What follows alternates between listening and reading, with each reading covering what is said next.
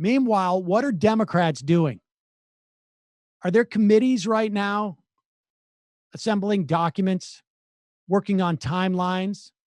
Are there committees investigating how that former, as of 3 weeks ago, Republican fundraiser is now overseeing the largest supply chain, private supply chain, in his words, of personal protection equipment? Are they assessing how that guy built a business in 7 days to deliver 100 million masks?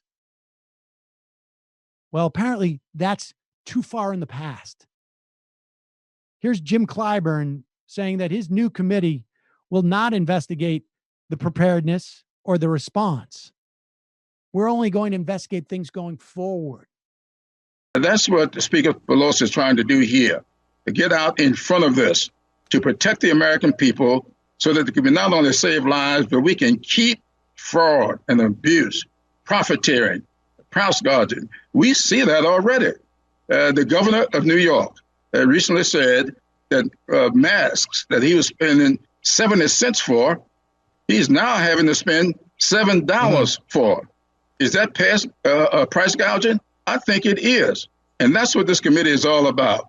This is not about the president of the United States or even the independent counsel or the inspector general. This is about focusing on how the money is spent, whether or not the people who are getting the money are actually working on behalf of the American people, or whether or not they're profiteering. So this committee, it will only be looking at how the money is being spent and whether or not private businesses out there are price gouging. You're not going to look at all at the federal response and why it took so long to get a federal response going that would have saved lives, as Governor Pritzker just put it? My understanding is that this committee will be forward looking. We're not going to be looking back on what the president may or may not have done back before this crisis hit. The crisis is with us. The American people are now out of work, millions of them out of work.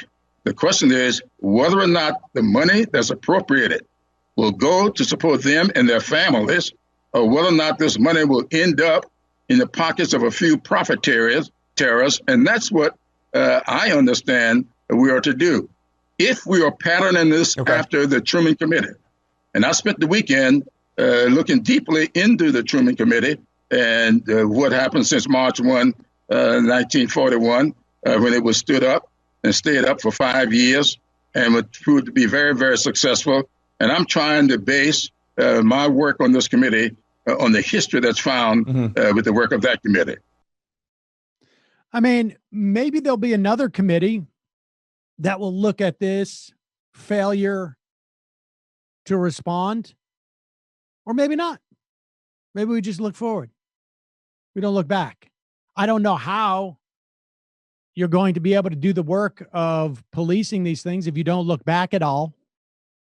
And I don't understand why, if you can set this committee up, you can't set up other committees.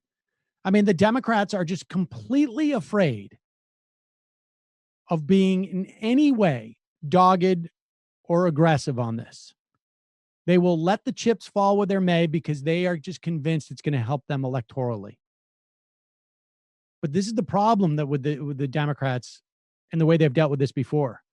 This is Barack Obama's perspective on not looking at things like torture and lying us into a war, that this stuff festers, that it's not going to just melt away. It creates resentments. It creates anger. It is destabilizing. You cannot sweep this stuff under the rug. It's radioactive and it begins to eat away at the fibers of the rug. And then pretty soon you have no rug. And then it just starts eating through your feet. I don't know where I'm going with that metaphor, but it's bad. It's really bad.